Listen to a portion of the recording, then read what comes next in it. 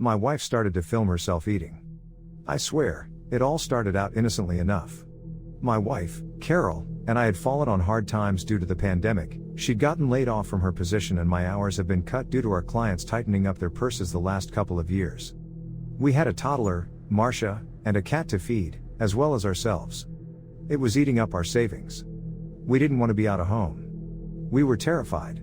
One night, while we were sitting at home, she had, at least I thought, jokingly talked about creating an OnlyFans. We toyed with the idea a bit and eventually her face got more serious and she started talking numbers. I loved Carol, I trusted her, and honestly we could use the money. We talked for a while longer about it, what our boundaries were on. We agreed that it wouldn't be anything outright lewd or erotic, and she suggested the idea of eating in front of a camera.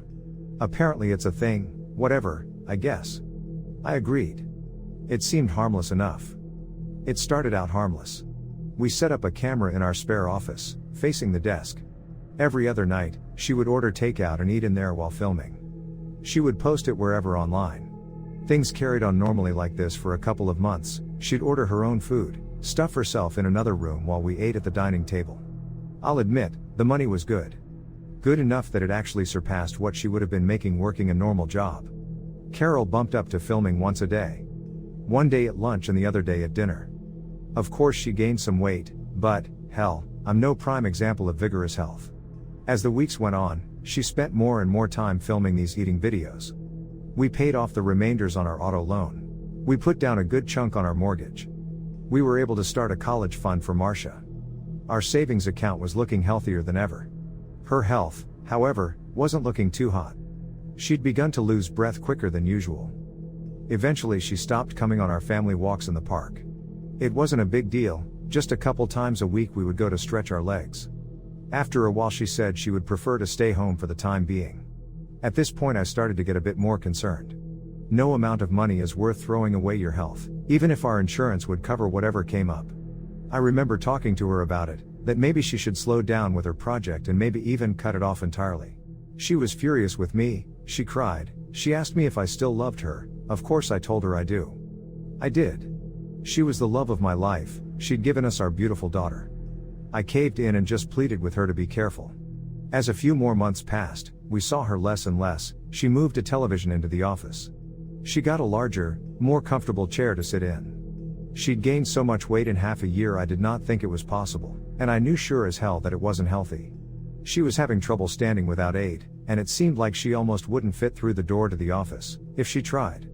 I confronted Carol once more about it, and I swear I have never seen my wife get so furious. She was red in the face as she waved her hand around the house. Keep your goddamn nose out of my business. This entire house and you are being paid for by my work. If you don't support me here, then I will find someone who does. Our daughter had peeked in and began crying. It was horrible to see her like that. I couldn't argue with her, she did support us at this point.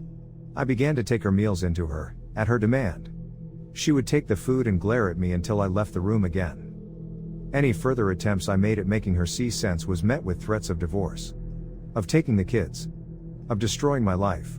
I guess I justified myself in being part of this, at least the rest of us were comfortable, money was not an issue to us anymore, and that particular nightmare is not one I ever want to revisit. I used to think financial troubles were the worst kind of nightmare I'd ever face, and honestly, they're still up there.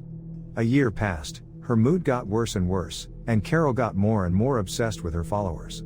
I never thought that I would describe my wife as looking monstrous, but it almost seemed as if her limbs had begun to shrink. Her arms and legs looked like spindly, useless attachments to her mass. Her neck had fattened to the point that it looked like her head was attached directly to her massive torso. Her mouth seemed much wider than before and she was almost always sweating.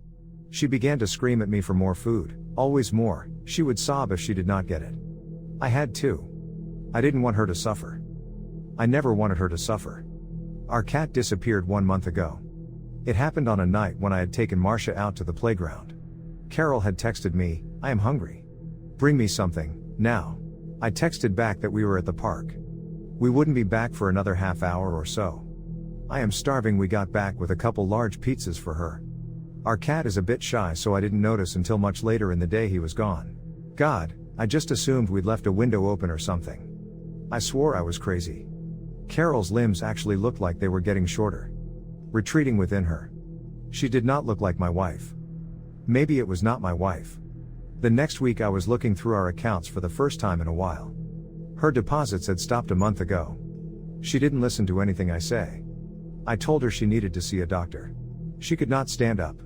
I began to cut back on how much food I would bring into her, but it didn't seem to halt her growth, which was noticeable on the daily now. All it did was enrage her. She would get red, her face contorted into a snarl, spittle flying from her wide mouth. She would point a shriveled, atrophied arm and scream curses, her eyes beady and full of fury, recessed into her massive head. Her hair had begun to fall out. I was so fucking terrified. I could not go in and feed her that last day. I could hear her screaming. Then she called for our daughter. Marcia went in. Marcia did not come out. I got worried. I opened the door. I saw Marcia's foot laying at the base of the monster that used to be my wife.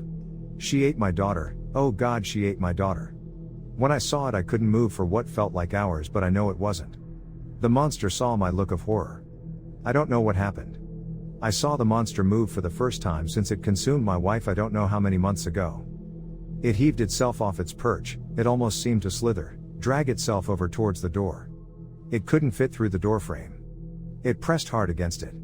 Oh my God, I couldn't move. The doorframe of the office began to creak horribly and bulge outwards before I came to. I ran, I got in the car, I drove. I'm out now. Oh my God, my daughter, what happened to my wife, what have I done?